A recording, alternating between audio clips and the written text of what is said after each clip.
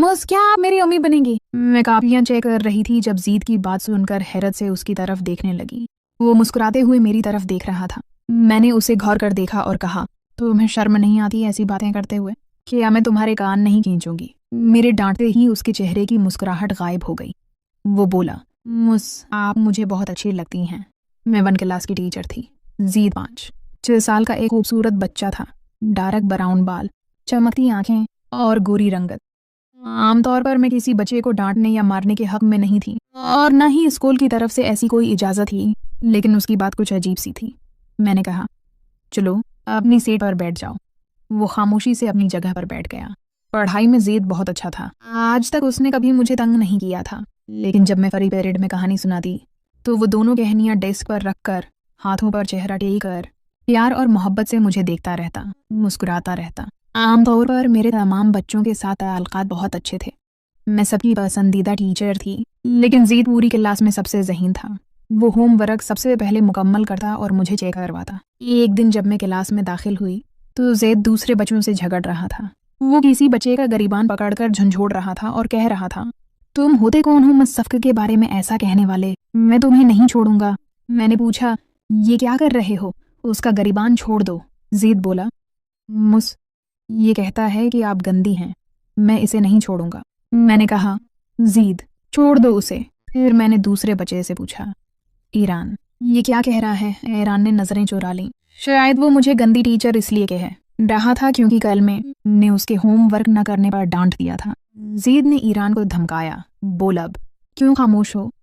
अगर तुमने मुस्तफ़ा को कुछ कहा तो मैं तुम्हें नहीं छोड़ूंगा। ये मेरी टीचर है, मेरी पसंदीदा टीचर। मैं इन्हें अपनी अम्मी बनाऊंगा। ये सुनकर मुझे गुस्सा आया। मैंने कहा, ये बातें कहाँ से सीख कर आते हो? कल मैं तुम्हारी वालदा को बुलाकर बताऊंगी कि तुम टीचर से क्या क्या बातें करते हो। मेरी बात सुनकर ज़ीद ने नज़रें झुका लीं और बोला, मेरी अम्मी नहीं हैं, वो अल्लाह के पास जा चुकी हैं। इसीलिए तो मैं कहता हूँ, प्लीज़ आप मेरी अम्मी बन जाएं। मैं स्कूल में आपकी हर बात मानता हूँ, घर पर भी मानेंगे। मेरा दिल भर आया। मैंने कहा, ज़ीद अगर आइंदा तुमने ऐसी बात की तो मैं तुमसे नाराज़ हो जाऊंगी, तुमसे बात नहीं करूंगी। वो डर गया। तो उसके बाद उसने कभी ऐसी बात नहीं की। एक दिन ज़ीद ने कहा, इतवार को मेरी सालगिरह है। मैंने मुस्कुराते हुए कहा, हैप्पी बर्थडे। ईद को मैं तुम्हारे लिए एक फूल लेकर आऊंगी, ठीक है? और प्यार से उसके गाल पर चटकी काटी। वो बोला, मैं इतवार को अपनी सालगिरह मना रहा हूँ, प्लीज़ आप ज़रूर आएंगे। मैंने कहा, मैं आकर क्या करूँगी? अपने दोस्तों को बुला लो, उनके साथ मज़ा करो। ज़ीद बोला, वो भी आएंगे लेकिन प्लीज़ आप ज़रूर आएं। मैंने कहा, मुझे तुम्हारे घर का पता नहीं, मैं कैसे आऊँ? वो 6 साल का बच्चा था, उसे अपना पता याद नहीं था।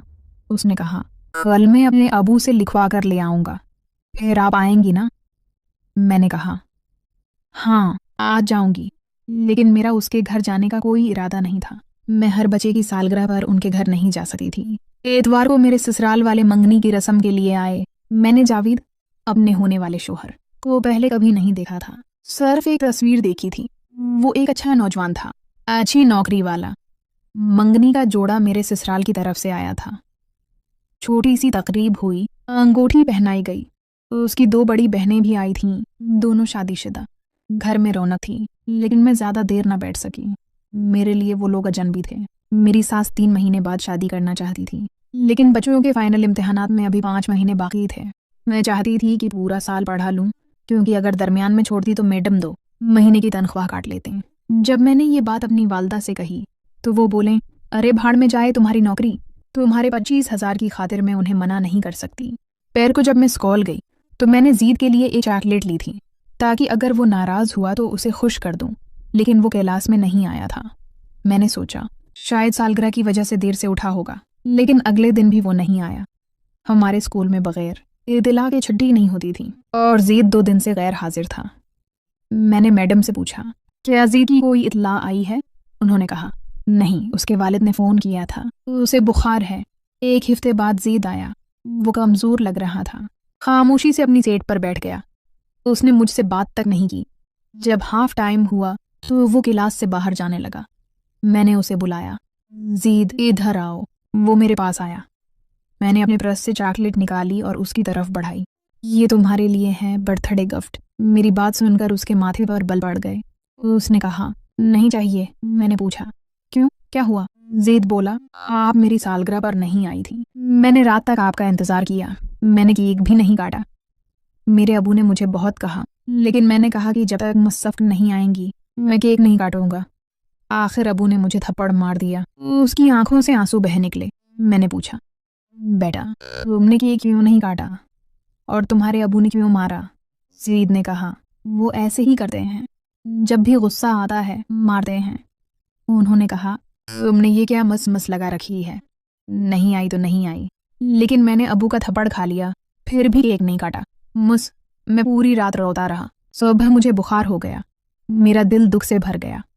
मैंने उसके आंसू पूंछे और कहा, अब नहीं रोगे, हम मिलकर चॉकलेट खाएंगे और कल मैं तुम्हारे लिए एक केक लेकर आऊंगी।